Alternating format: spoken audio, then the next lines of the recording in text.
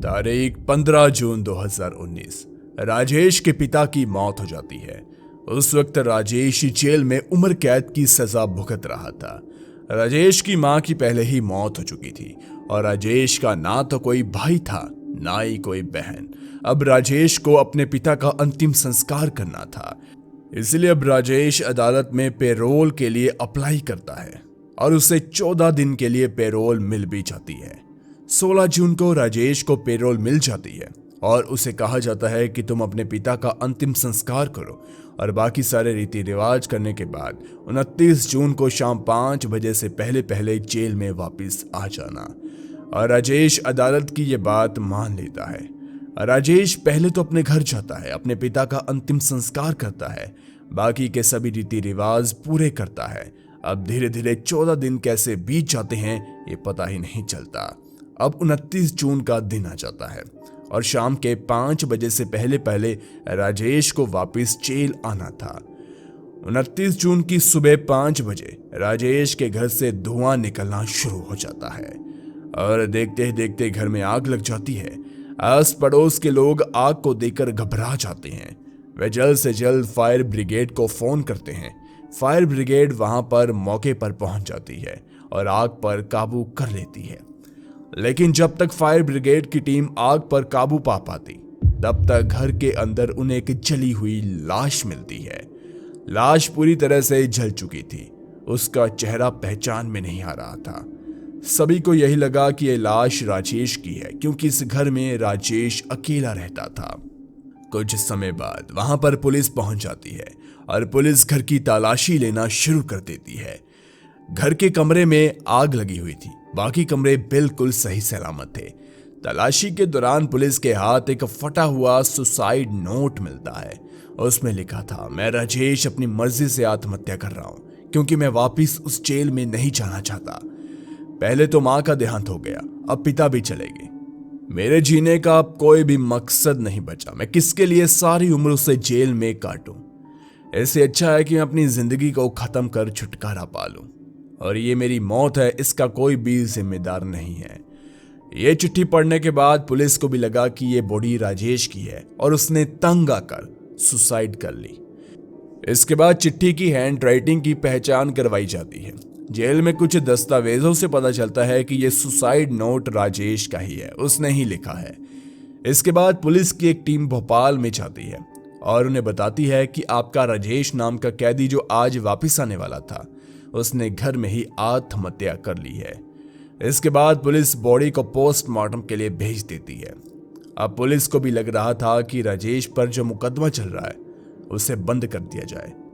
और इस तरफ 2 दिन के बाद पोस्टमार्टम की रिपोर्ट आ जाती है। इस पोस्टमार्टम की रिपोर्ट को जब पुलिस ऑफिसर पढ़ता है तब उसका दिमाग घूम जाता है। फिर वे अपने सीनियर के पास जाता है, उनको बताता है कि पोस्टमार्टम में लिखा है कि मरने वाले की मौत तो गला घोटने से हुई है, ना कि जलने से।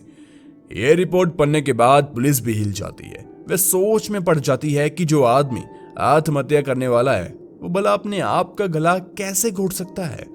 अब यह मामला पूरी तरह से उलझ चुका था। पुलिस को कुछ भी समझ नहीं आ रहा था कि यहां पर हो क्या रहा है।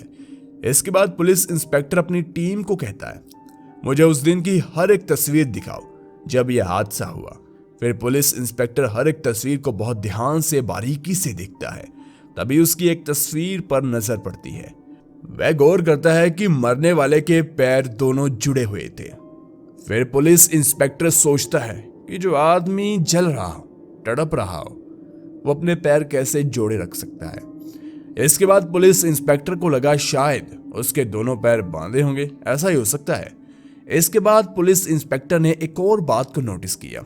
सोचा जब घर में आग लगी होगी, जब आदमी को आग लग रही होगी, तब आग उसके पूरे शरीर को लगनी चाहिए। लेकिन यहां पर ऐसा बिल्कुल भी नहीं था। यहां पर उस आदमी के कमर के ऊपर का हिस्सा ही जल चुका था। खास तौर पर चेहरा तो बुरी तरह जल चुका था। कमर के नीचे उसके दोनों पैर सही सलामत थे। यहां पर भी पुलिस इंस्पेक्टर को कुछ गड़बड़ नजर आती है। इसके बाद पुलिस ने राजेश के मोबाइल नंबर को खंगालना शुरू कर दिया। इसकी लिस्ट में एक ऐसा नंबर था जिससे राजेश हर रोज दिन में 2-3 बार तो बात कर लिया करता था। इसके बाद पुलिस उस नंबर को ट्रेस करती है। वह नंबर निहाल नाम के एक लड़के का था। निहाल कुछ समय पहले तक राजेश के मकान में किराए में रहता था। अब निहाल गुजरात में था।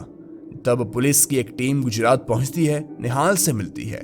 तब निहाल पुलिस को बताता है कि राजेश उसका एक अच्छा दोस्त था। पिता की मौत के बाद वह टूट गया था, इसलिए मैं उसके पास कुछ दिन रहने के लिए आया था। वह जेल से सिर्फ 14 दिन के लिए बाहर आया था। उसने 29 तारीख को वापस जेल जाना था और वह जेल जाना नहीं चाहता था। पुलिस को लगा निहाल अभी भी पुलिस से कोई ना कोई बात छुपा रहा है, इसलिए पुलिस निहाल को भोपाल ले आती है। वहां पर उसके साथ सख्ती से पूछा जाता है। तब निहाल पुलिस को बताता है कि जिसकी लाश आपको उस दिन घर में मिली है, यह असल में राजेश तो है ही नहीं। ये बात सुनकर पुलिस फिर से हिल जाती है। वह सोचती है कि इतने दिन वह जिसे राजेश समझ रही थी, वह राजेश नहीं है, बल्कि उसके जैसा कोई और आदमी है। अब यहाँ पर पुलिस को समझ में आता है कि उसके पैर क्यों जुड़े थे, और ऊपर से जैसा कि हम जानते हैं कि पोस्टमार्टम में भी मौत की वजह गले का घोटना था, और ये क्यों आया था। लेकिन जरा हम जान लेते हैं कि राजेश पुलिस स्टेशन में क्या कर रहा था, वो जेल किस मुकदमे की वजह से गया था। दोस्तों, आपको बता दें कि साल 2016 में ये लड़का मध्य प्रदेश के भोपाल में रहता था। राजेश गरीब परिवार से ताल्लुक रखता था। घर में बूढ़ी माँ थी, बाप था। राजेश एक गुस्से वाला आदमी था। एक दिन अचानक उसका किसी के साथ झगड़ा हो गया। झगड़ा इस हद तक बढ़ गया कि राजेश ने उसका मर्डर कर दिया। जब राजेश के हाथों किसी का खून हो गया, तब राजेश सोचता है उसने बहुत बड़ी गलती कर दी। पुलिस उसे मौके पर गिरफ्तार कर लेती है, जेल में बंद कर दिया उसे जाता है। फिर राजेश पर मुकदमा चलता है। कोर्ट उसे उम्र कैद की सजा सुना देता है। फिर राजेश हाई कोर्ट से अपना मुकदमा चलाता है, लेकिन वहां भी उसकी सजा उम्र कैद ही रहती है। इस दौरान एक बार राजेश की मां की मौत हो जाती है। उस वक्त उसे पेरोल पर बाहर भेजा जाता है। पेरोल खत्म होने के बाद वो अपने आप जेल में वापस आ जाता है। ऐसे ही साल 2019 में उसके बूढ़े पिता की मौत हो जाती है, और फिर बाद में अदालत से पेरोल मांगता है, और अदालत फिर से कहती है कि हाँ, ये अच्छा इंसान है, पहली बार ब्याह गया था, तो उसे 14 दिन के लिए पेरोल मिल जाती है। इस दौरान राजेश अपने साथी के साथ मिलकर एक प्लान बनाता है। इसके बाद कहानी में थोड़ा सा आगे जाते हैं, जब पुलिस फिर निहाल को पकड़ लेती है। तब निहाल पुलिस को बताता है उस दिन दोनों ने मिलकर एक प्लान बनाया। तब राजेश ने निहाल को बताया जब वह पुलिस की निगाह में मर ही जाएगा तो उसके ऊपर लगे सभी इल्जाम अपने आप खत्म हो जाएंगे और केस क्लोज में आजाद।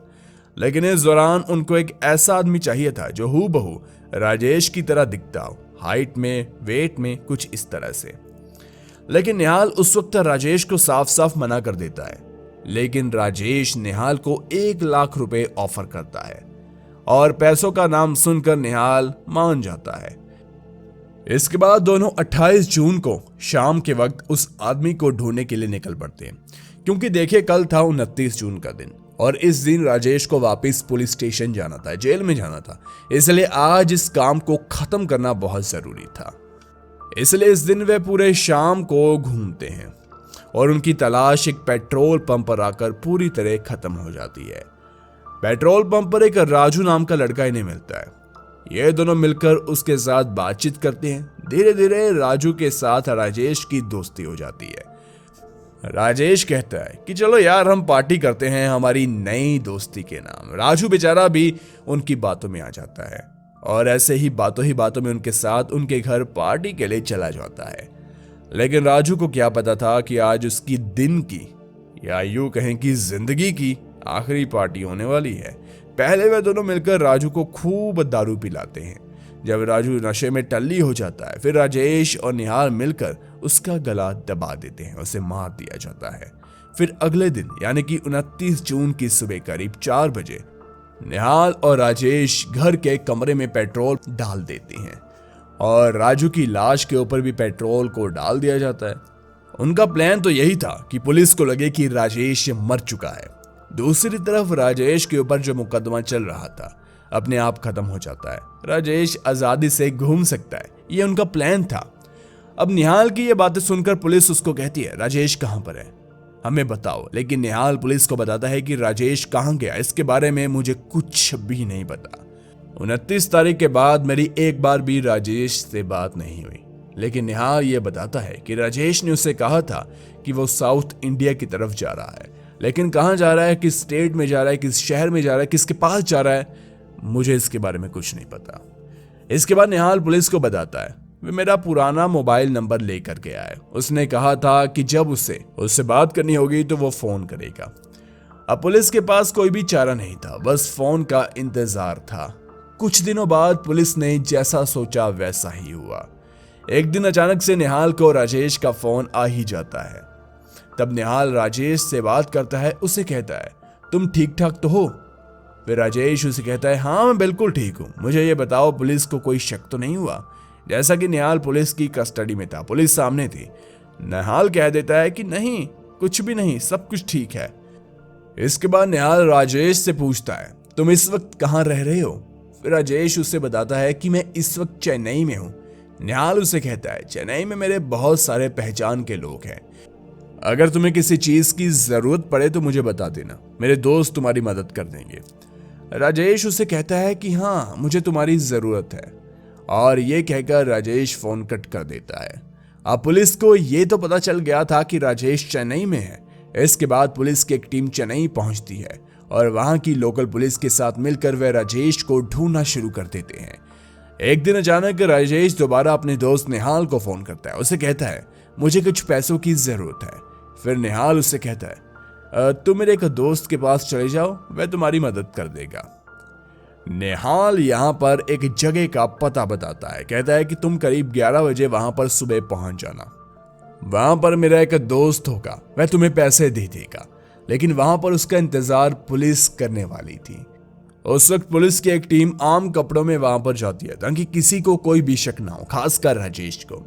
इसके बाद तय वक्त पर राजेश वहां पर पहुंच जाता है, उसे मौके पर दबोच लिया जाता है और हिरासत में ले लिया जाता है।